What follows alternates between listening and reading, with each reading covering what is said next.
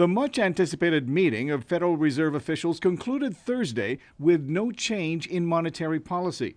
The reasoning, said Fed Chair Janet Yellen, was that despite an improving outlook for the U.S. economy, there are still too many questions on how slower growth in China will affect the world's largest economy. In light of the developments that we have seen and the impacts on financial markets, we want to take a little bit more time to evaluate the likely impacts on the United States.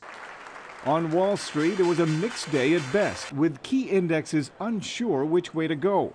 After rising nearly 1.5% following the announcement, the Dow Jones Industrial Average closed nearly 0.5% lower.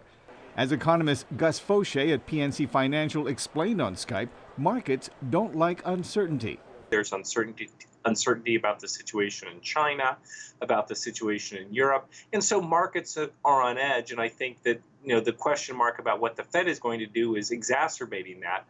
Analysts believe market volatility will continue as more questions arise, but others believe the Fed missed an opportunity to steer monetary policy back towards normalcy. Investment expert Axel Merck on Skype.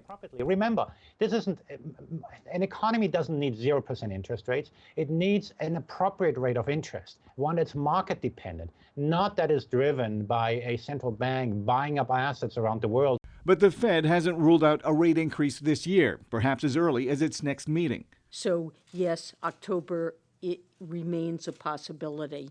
Some believe the Fed should wait until at least next year before raising rates, or at least until inflation approaches the Fed's target rate of 2%.